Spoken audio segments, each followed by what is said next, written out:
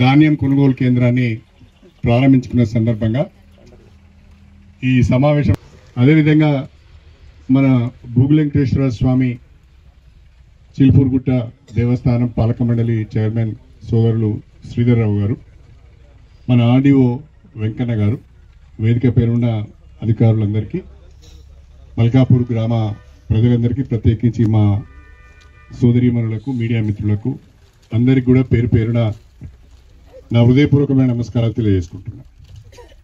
మల్కాపురం గ్రామానికి ఉమ్మడి వరంగల్ జిల్లాలోనే మంచి పేరున్నది.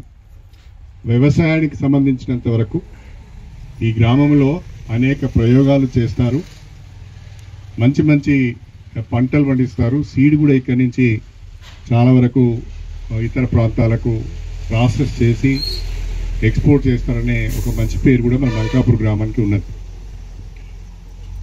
అంతేకాకుండా ఇవాళ మల్కాపూర్ గ్రామంలో మనకు పెద్ద ఎత్తున నాకున్న అంచనా ప్రకారం దాదాపు ఈ ఒక్క గ్రామంలోనే 40,000 క్వింటల్స్ వరకు వరి ధాన్యము దిగుబడి అయ్యే అవకాశం ఉన్నది. రైతులందరూ కూడా ఒక విషయాన్ని గమనించాలి. ఇవాళ ప్రభుత్వము రాష్ట్ర వ్యాప్తంగా దాదాపు అన్ని గ్రామాలలో ధాన్యం కొనుగోలు కేంద్రాలను ఏర్పాటు చేస్తున్నారు. ఈ ధాన్యం కొనుగోలు కేంద్రాలను ఎందుకు ఏర్పాటు చేస్తున్నారు అంటే, ప్రభుత్వము ముందుకు వచ్చి ధాన్యం కొనుగోలు చేయకపోతే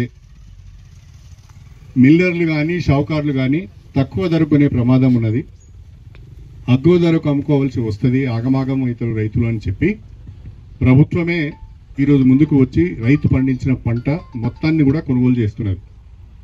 ఇందులో మేలు రకం అంటే సన్న రకాలకు క్వింటల్కు 2,389 రూపాయలు, దొడ్డు రకానికి 2,369 రూపాయలు చెల్లించి ప్రభుత్వమే ఈ ధాన్యాన్ని కొనుగోలు చేస్తున్నది. అంతేకాకుండా సన్నాలు పండించిన రైతులను ప్రోత్సహించాలనే ఉద్దేశంతో మనము సన్నాలకు క్వింటల్కు 500 రూపాయల చొప్పున బోనస్ కూడా ఇవ్వడం జరుగుతున్నది. ఎవరైతే రైతులు సన్నాలు పండించిన వాళ్ళు ధాన్యం కొనుగోలు కేంద్రాలకు వచ్చి వాళ్ళు ధాన్యాన్ని కనుక అమ్ముకుంటే ఈసారి ప్రభుత్వము రైతులకు ఇబ్బంది కలగకుండా ఉండాలనే ఉద్దేశంతో రైతు అమ్మిన ధాన్యము ధరతో పాటు బోనస్ను కూడా కలిపి మొత్తము అమౌంట్ను 2-3 రోజులలో రైతుల ఖాతాలలో వేయాలని రాష్ట్ర ప్రభుత్వం ఆలోచిస్తుందని చెప్పి సందర్భంగా గుర్తు చేస్తుంది. గతంలో బోనస్ ఇవ్వడానికి ఆలస్యమైంది, ఇంకా మనకు యాసంగి బోనస్ కూడా రావాల్సి ఉంది.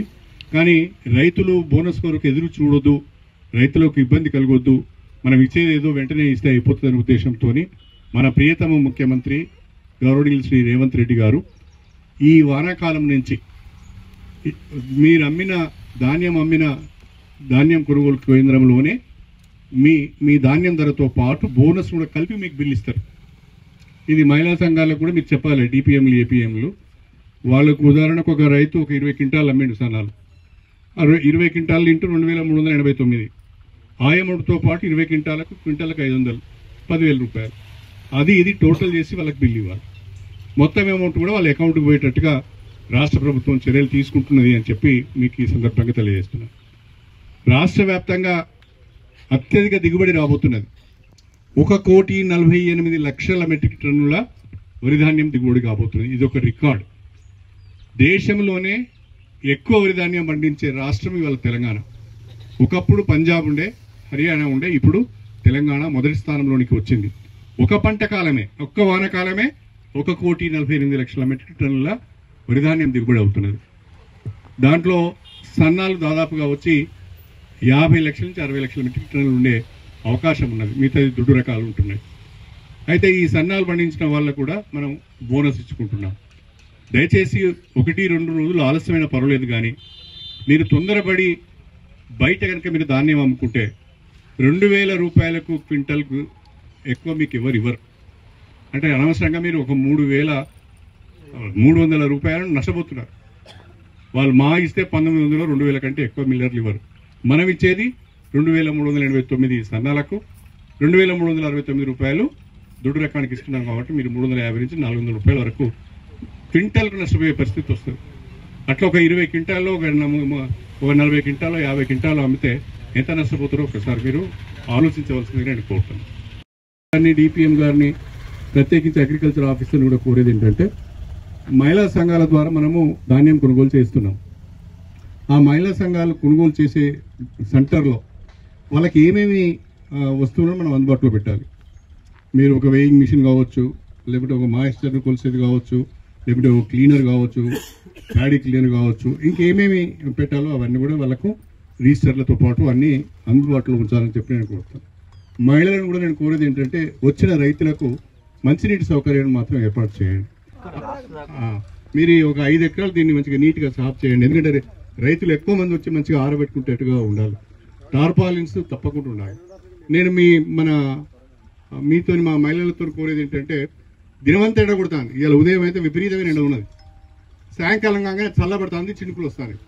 కాబట్టి సరిపోయినన్ని టార్పాలిన్స్ పెట్టుకోండి. ఒక్క గింజ రైతు తెచ్చిన ఒక్క గింజ కూడా కళ్ళ మీద తడవద్దు, అది వార్త కావద్దు. దయచేసి ఆ శ్రద్ధ కూడా డిపిఎం గారు, ఏపీఎం గారు, అదేవిధంగా మీరందరూ కూడా శ్రద్ధ తీసుకోవాలని చెప్పి నేను ప్రత్యేకంగా కోరుతున్నాను.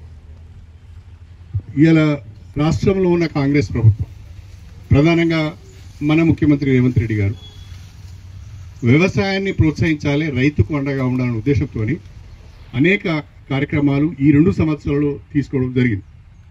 మనందరము చాలా సాదాసీదాగా తీసుకుంటాం, మామూలుగా తీసుకుంటాం. ఒక్కసారి ఆలోచించండి, దేశంలో ఏ రాష్ట్రంలో కూడా జరగని విధంగా మన ఒక్క రాష్ట్రంలో 25 లక్షల మంది రైతులకు 21,000 కోట్ల రూపాయల పంట రుణాలు మాఫీ అయినాయి. మల్కాపూర్లో కూడా 500-600 మంది రైతులకు మాఫీ అయి ఉంటాయి, అంతకంటే ఎక్కువనే అయి ఉంటాయి. కాకపోతే ఒక 5-10 మందో 20 మందో 50 మందో మిగిలిపోయి ఉంటారు కూడా అనేక కారణాల వల్ల. కానీ ఎక్కువ మందికి లాభం అయింది. లాభం అయినతనేమో ఇంటికాడ పండుకుంటాడు, రానోడేమో రోడ్డు మీద వచ్చి లొలి పెడతా అంటాడు, వచ్చినోడు మాత్రం ఒక్క మాట మాట్లాడు. ఇది మరీ అన్యాయం. ఎందుకు రాలేదు అనేది చెప్పాలి.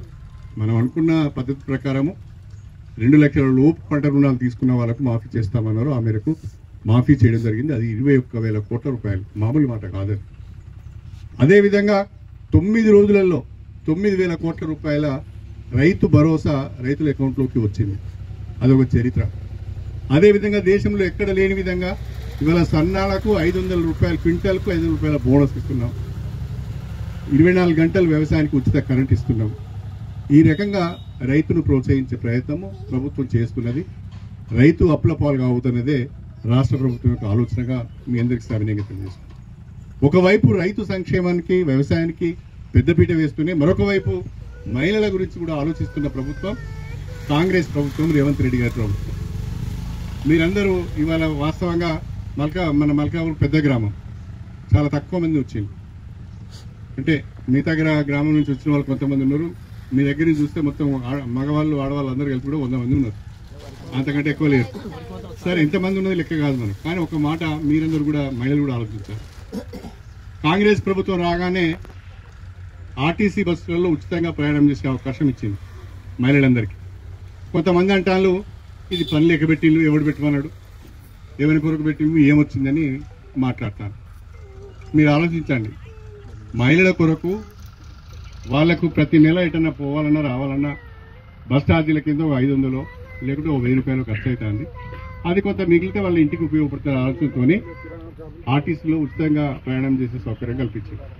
ఇవాళ మీరు ఆ ఉచిత బస్సు ప్రయాణాన్ని వాడుకుంటున్నారా లేదా? తల్లిదండ్రుల ఇంటికి తల్లిగారింటికి పోతున్నారు, బిడ్డల ఇళ్ళకి పోతున్నారు, హాస్పిటల్ కావాలంటే హన్మకొండకు పోతున్నారు, దేవుని చూడాలంటే యాదగిరిగుట్ట పోతున్నారు, రాజన్న దగ్గరికి పోతున్నారు, భద్రాచలం దగ్గర కూడా పోతున్నారు. షాపింగ్ చేయడానికి కొంతమంది అయితే బస్సులలో హైదరాబాద్ దానికి కూడా కిరాణా షాప్ హన్మకొండ కూడా. అంటే ఇది మీకు ఉపయోగపడతాను. చేసిన మంచి పని ఉపయోగించుకుంటూ కూడా మనము సంతృప్తిగా లేకపోతే అది మంచిది కాదు అనేది నా ఉద్దేశం.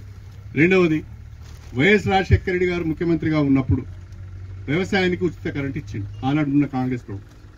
తర్వాత మొన్న మళ్ళా కాంగ్రెస్ ప్రభుత్వం వచ్చిన తర్వాత ముఖ్యమంత్రి రేవంత్ రెడ్డి గారు బాధ్యతలు తీసుకున్న తర్వాత వ్యవసాయంతో పాటుగా ఎవరైతే పేదవాళ్ళు ఉన్నారో, ఇంటి అవసరాల కొరకు 200 యూనిట్ల కంటే తక్కువ కరెంటు కాల్చుతున్నారో వాళ్ళకు కూడా ఉచిత కరెంట్ ఇస్తున్నాడు. 200 యూనిట్ల వరకు 0 బిల్ వస్తున్నది. బహుశా ఇక్కడ కూర్చున్న వాళ్ళకి చాలా మంది కూడా 0 బిల్ వస్తుంటుంది.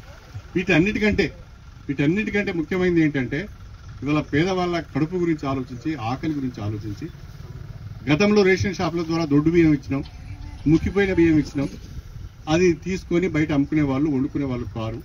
ఎందుకంటే ఆ అన్నం వండుకున్న ముక్క వాసన వచ్చేది, అందులో నూకలు ఉండేది, అన్నం ముద్ద ముద్ద అయ్యేది. ఏం కూర వేసుకున్నా కూడా ఒక రుచి ఉండేది కాదు, పసి ఉండేది కాదు అని చెప్పి ఎవరు వండుకునే వాళ్ళు కాదు, అమ్ముకునేవాళ్ళు. ఇది గమనించిన ముఖ్యమంత్రి రేషన్ కార్డుల ద్వారా బియ్యం తీసుకునే వాళ్ళందరికీ కూడా దేశంలోనే మొట్టమొదటిసారిగా తెలంగాణ రాష్ట్రంలో 3,10,00,000 మందికి ఒక్కొక్కరికి నెలకు 6 కిలోల చొప్పున ఉచితంగా సన్న బియ్యం పంపిణీ చేస్తున్న ప్రభుత్వం కూడా మన రేవంత్ రెడ్డి గారి ప్రభుత్వం. మన మహిళల కొరకు ఇక్కడ స్టిచ్చింగ్ సెంటర్ కూడా పెట్టాము. అవునా అమ్మ? ఇంతకుముందు ఎంత ఉండేది? జతకి ఎంత ఇచ్చేది? ఇప్పుడు ఎంత ఇస్తాను? మరి ఈ మనం చేసే పనులు చాలా మందికి తెలియడం లేదు. ఒక జతకి 25 రూపాయలు పెంచింది, అంటే 33% స్టిచ్చింగ్ ఛార్జెస్ రేవంత్ రెడ్డి గారు పెంచారు. కూర్చున్నాం.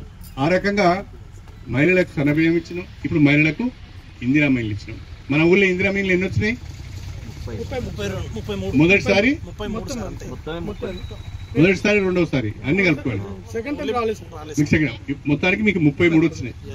33 ఇందిరా మిల్లు ఇచ్చినాం. అసలు వాస్తవంగా మీకు ఎక్కువ రావాలి. మీరు ఎట్లా దక్కినాయి? 40 ఇచ్చినా నేను మీకు. ఈరోజు ప్రతి గ్రామంలో ఇందిరమ్మ ఇళ్ల నిర్మాణం జరుగుతున్నది. మీరు ఎక్కడికి వెళ్ళినా గ్రామాలలో ఇందిరమ్మ ఇళ్లు కట్టుకుంటున్నారు. 5, 10, 15, 20 ఎన్నో కొన్ని ఆ ఊరు జనాభాను బట్టి ఇచ్చినాము, కట్టుకుంటున్నారు. అది మీరు చూస్తున్నారు. ఇలా రాష్ట్ర వ్యాప్తంగా అన్ని గ్రామాలలో ఇందిరమ్మ ఇళ్ల నిర్మాణము జరుగుతున్నది, చాలా గొప్పగా జరుగుతున్నది అనే విషయాన్ని మీ అందరి దృష్టికి తీసుకువస్తున్నాను. అంటే ఈ ప్రభుత్వం ఒకవైపు పేదల సంక్షేమం గురించి ఆలోచిస్తూ, మరొక వైపు రైతు సంక్షేమం గురించి ఆలోచిస్తూ అభివృద్ధి, సంక్షేమంతో పాటు అభివృద్ధిని కూడా ముందుకు తీసుకుపోతున్న విషయాన్ని దయచేసి గమనించవలసిందని నేను కోరుతున్నాను. గతంలో ఉన్న వాళ్ళు ఏమీ చేయలేదు, మన నియోజకవర్గ అభివృద్ధిని పట్టించుకోలేదు, మన నియోజకవర్గ ప్రజల యొక్క సంక్షేమాన్ని పట్టించుకోలేదు. ఇప్పుడు ఖాళీగా ఉన్నారు కాబట్టి రోజుగా ఊళ్ళో ప్రెస్ మీట్ ప్రభుత్వం పైన, నా పైన విమర్శలు మాత్రం చేస్తున్నారు, వాళ్ళ ఉనికిని చాటుకోవడానికి. దీన్ని దయచేసి ప్రజలు గమనించాలని చెప్పి నేను కోరుతున్నాను. వాళ్ళు ఎవరి పేర్లు తీసుకోదలుచుకోలేదు నేను. ఎందుకంటే నాకు వచ్చిన ఈ అవకాశాన్ని, ఈ అధికారాన్ని, మీరిచ్చిన ఈ అధికారాన్ని ఈ నియోజకవర్గ అభివృద్ధికే ఉపయోగించాలన్నది నా ఆలోచన. అందుకొరకే ఎక్కువ నిధులు తీసుకొచ్చే ప్రయత్నం చేస్తున్నాను. అటు ముఖ్యమంత్రి గారు కూడా మనం అడిగిందే తడువుగా మన పట్ల ఉన్న గౌరవంతో మన నియోజకవర్గానికి ఎక్కువ నిధులు ఇస్తున్నారు, ప్రోత్సహిస్తున్నారు.